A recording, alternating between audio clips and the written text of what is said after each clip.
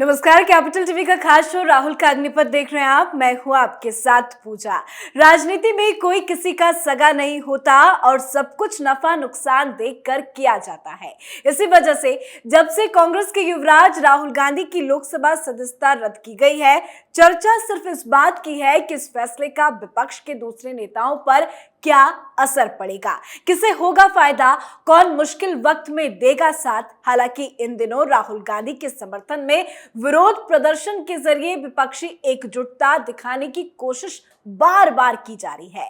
आज एक बार फिर मल्लिकार्जुन खड़गे ने बैठक बुलाई जिसमें विपक्षी पार्टियों के कई नेताओं के चेहरे नजर आए, पर बैठक में आम आदमी पार्टी का साथ देना बड़ा चौंकाने वाला है। और सिर्फ साथ ही नहीं, कांग्रेस को भला बुरा कहने वाले अरविंद केजरीवाल कांग्रेस के साथ सुर में सुर मिला रहे हैं। अडानी मुद्दे पर मोदी सरकार पर हमला बोल रहे हैं। तो आज आपको बताएंगे कि आखिर क्यों अरविंद केजरीवाल कांग्रेस के साथ समर्थन में उतरे हैं और बंद कमरों में चल रही लगातार बैठकों में किस रणनीति पर चर्चा की जा रही है। इसी मुद्दे पे चर्चा के लिए मेरे साथ स्टूडियो में मौजूद हैं कैपिटल टीवी के एग्जीक्यूटिव एडिटर राजीव जी। राजीव जी, बहुत बहुत स्वागत है आपका। धन्यवाद। ये अरविंद केजरीवाल को क्या हो गया, अचानक से कांग्रेस का समर्थन क्यों कर रहे हैं? देखिए, अरविंद केजरीवाल किसी का समर्थन कर नहीं सकता, लेकिन यहां पर मौका परस्ती की बात है। मौका मिला है कि एक ऐसा सहारा चाहिए जिसमें उसके ऊपर जो भ्रष्टाचार के इतने मामले चल रहे हैं उसमें कोई पार्टी सहयोग करे। सबसे पहले इन्होंने क्या किया, 8 मुख्यमंत्रियों को अपने साथ बुलाने की कोशिश की। सारे मुख्यमंत्रियों को इनवाइट किया कि हमारे साथ विपक्ष की रणनीति पर चर्चा करने के लिए आए। ये अरविंद केजरीवाल की एक स्ट्रेटजी थी कि चाहे तो इन लोगों को अपने साथ लाएं और मोदी के खिलाफ अभियान के नाम पर आम आदमी पार्टी का समर्थन करवाएं कि भ्रष्टाचार के मामले में जो आम आदमी पार्टी के नेता फंसे हुए हैं वो जबरदस्ती के फंसाए गए हैं, क्योंकि अरविंद केजरीवाल का कद बढ़ रहा है और भारतीय जनता पार्टी अपना सबसे बड़ा शत्रु अरविंद केजरीवाल को समझती है। ये परसेप्शन क्रिएट करने के लिए सबसे पहले इन्होंने मुख्यमंत्रियों को इनवाइट किया, लेकिन अरविंद केजरीवाल जितने चतुर और धूर्त बनते हैं, दूसरे राजनीतिक दल के नेता भी चतुराई में इनसे कम नहीं है। उन लोगों ने इनके पूरे एजेंडे को समझ लिया, इसलिए इनके बैठक में कोई नहीं आया। अब इनको लगने लगा कि यहां पर जब तक हम किसी बड़े पेड़ के साए में नहीं रहेंगे, ये छोटे पेड़ हमारे साथ नहीं रहेंगे। अब इसके लिए जरूरत किसकी है? कांग्रेस की, क्योंकि विपक्षी पार्टियों में कांग्रेस सबसे बड़ी पार्टी है और कुछ न कुछ आधार है कांग्रेस के पास जिससे कुछ सहयोगी पार्टियां इनके साथ होती है। कुछ स्टेट में गठबंधन है, अगर झारखंड में है तो कांग्रेस के सहयोग से झारखंड मुक्ति मोर्चा की सरकार चल रही है। अब वहां के सीएम हेमंत सोरेन साथ में होंगे। अगर साउथ इंडिया की बात करें तो केरल में भी कांग्रेस का अपना गठबंधन है। एलडीएफ और डीएफ, वहां पर 2 गठबंधन है। यूडीएफ को लीड करता है कांग्रेस। दूसरी तरफ अगर तमिलनाडु में आते हैं तो एमके स्टालिन इनके सहयोगी हैं, यानी डीएमके और एआईडीएमके के बीच जो जंग चलती है उसमें से कांग्रेस के साथ डीएमके वहां पर गठबंधन में है। तो ऐसे में अलग अलग स्टेट में, अगर महाराष्ट्र में एमवीए है तो उद्धव ठाकरे और शरद पवार कांग्रेस के साथ रहेंगे। तो हर जगह पर कांग्रेस कुछ न कुछ इंटरेस्ट फुलफिल करती है दूसरी पार्टियों के लिए। अब अरविंद केजरीवाल को लगा कि इस बीच हम बिल्कुल अलग थलग पड़ गए हैं, अभी हमारे साथ कोई नहीं है, क्योंकि पहली बात तो यही है कि हम जिस कट्टर ईमानदारी की बात करते आए थे वो कट्टर ईमानदारी धरी की धरी रह गई।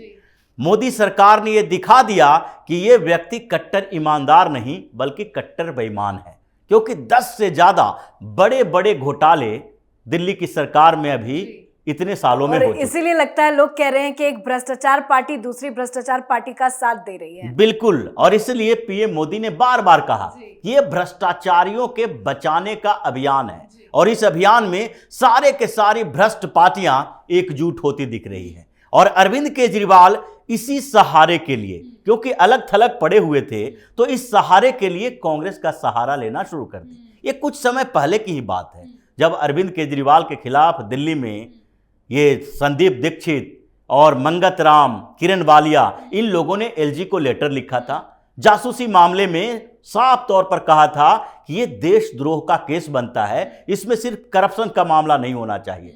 जैसे ही अरविंद केजरीवाल के खिलाफ शिकायत हुई और एलजी ने इस शिकायत को आगे चीफ सेक्रेटरी के पास भेज दिया। चीफ सेक्रेटरी वही हैं नरेश कुमार, जिन्होंने शराब घोटाले को उजागर किया, जिन्होंने पावर सेक्टर में चल रहे बिजली घोटाले को उजागर किया। अब वो इस जासूसी कांड में भी बड़ा खुलासा करने वाले हैं। तो उस समय अरविंद केजरीवाल ने सीधे तौर पर कहना शुरू कर दिया कि ये कांग्रेस वही पार्टी है जो भारतीय जनता पार्टी के साथ मिली हुई रहती है। भ्रष्टाचार के मामले में दोनों एक दूसरे के साथ मिली हुई है और इसीलिए नेशनल हेराल्ड मामले में सोनिया गांधी और राहुल गांधी को गिरफ्तार नहीं किया जा रहा, जबकि हमारे नेताओं को गिरफ्तार किया जा रहा है। अब क्या हो गया अचानक से 10 दिन के अंदर कि अरविंद केजरीवाल कांग्रेस के उन्हीं भ्रष्टाचारी नेताओं के साथ बैठ के कर रहे हैं।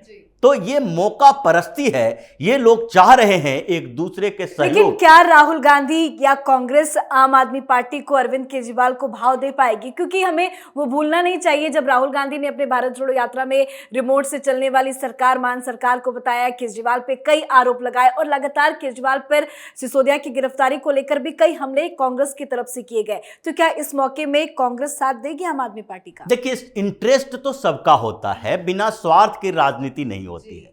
लेकिन स्वार्थ अगर इस स्तर पर हावी हो जाए, उसका स्तर इतना ज्यादा बढ़ जाए कि वो एक दूसरे का सिर्फ इस्तेमाल करने के लिए सोचे, तो वो लंबी नहीं चल सकती।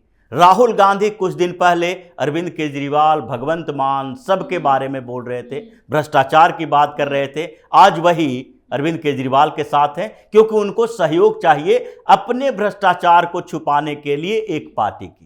दूसरी तरफ अरविंद केजरीवाल हैं जो राहुल गांधी की आलोचना कर रहे थे, वो भी अब इस बीच एक दूसरे के साथ हैं, क्योंकि इनको भी एक बड़ी पार्टी का सहयोग चाहिए। तो इतना ज्यादा स्वार्थ भ्रष्टाचार के मामले में एक दूसरे के साथ है जुड़ा हुआ कि ये कुछ दिन के अंदर ही बिखर जाएगा। अभी जो बैठकों में भाग ले रहे हैं वो बाहर निकलकर वही संजय सिंह 5 दिन के बाद राहुल गांधी की आलोचना करते नजर आएंगे। राघव चड्ढा कांग्रेस के खिलाफ अभियान चलाता नजर आएगा, क्योंकि पंजाब में अभी भी अगर देखें तो अमृतपाल के मुद्दे पर कांग्रेस और आम आदमी पार्टी के बीच क्या है। कांग्रेस बार बार यह बात उठा रही है कि आम आदमी पार्टी की सरकार जब से बनी तब से खालिस्तानियों का समर्थन बढ़ गया। अमृतपाल कहीं न कहीं आम आदमी पार्टी के उस लीजिए प्रशासन की उपज है जिसने इतने दिनों में ही खालिस्तानी समर्थकों का मनोबल बढ़ा दिया। शिकायतें की जा रही है कि यहां राष्ट्रपति शासन लगा दो। जो कांग्रेस के पंजाब के अध्यक्ष हैं राजा वाडिंग, वो अब बार बार ये कह रहे हैं कि यहां तो राष्ट्रपति शासन लगना चाहिए।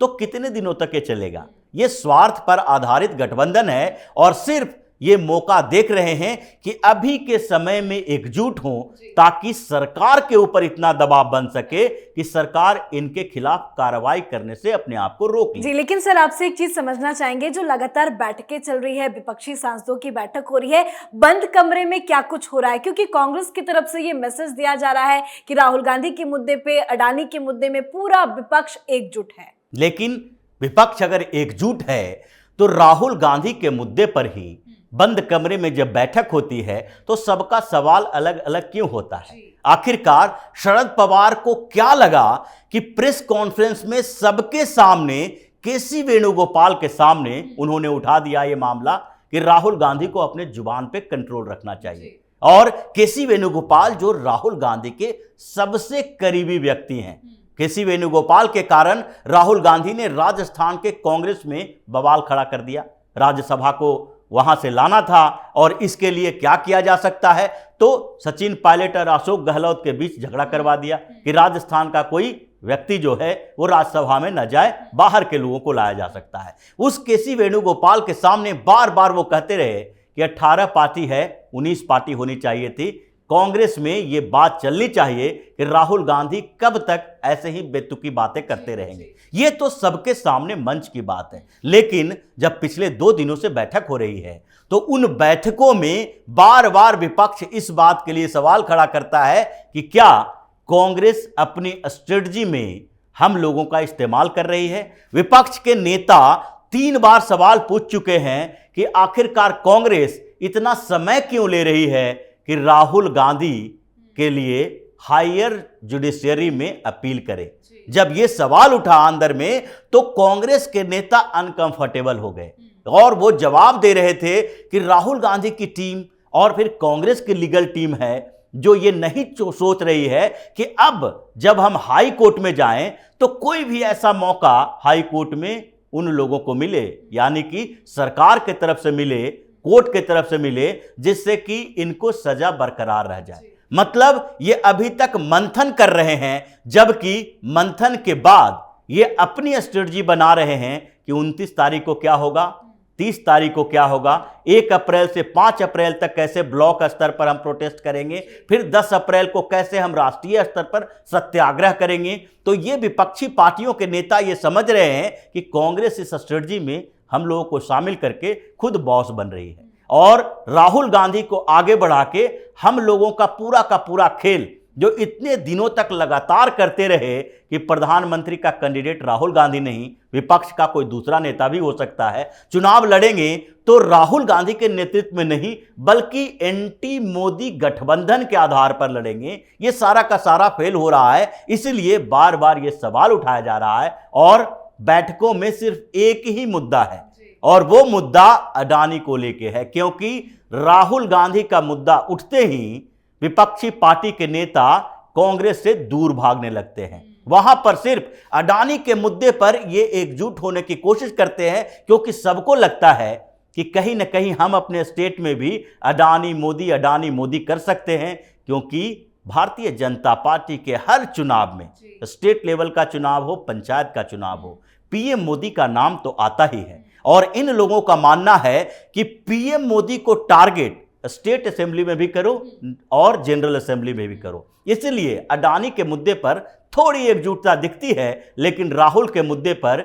इन लोगों ने पूरी तरह से कांग्रेस से अपने आप को अलग कर लिया। बहुत बहुत धन्यवाद समझाने के लिए। धन्यवाद। तो राहुल गांधी के समर्थन में केंद्र सरकार पर आम आदमी पार्टी के मुखिया अरविंद केजरीवाल ने करारा हमला किया है। इसके भले ही कई राजनीतिक मायने खोजे जा रहे हो, लेकिन दिल्ली कांग्रेस नेताओं को लग रहा है कि दोनों पार्टियों में चुनावी समझौते की संभावना को टटोलना बहुत जल्दबाजी है। पार्टी नेताओं का मानना है कि इस मामले में सिर्फ आम आदमी पार्टी ही नहीं बल्कि अन्य पार्टियां भी इस मुद्दे पर कांग्रेस के साथ एकजुट हुई है। पर हमने आपको सच्चाई बताई कि किस मकसद से ये विपक्षी पार्टियां कांग्रेस के साथ आई है। दिखाया कुछ और जा रहा है, पर इसके पीछे की सच्चाई कुछ और है। आज के हमारे शो में फिलहाल इतना ही। देखते रहिए कैपिटल टीवी। नमस्कार।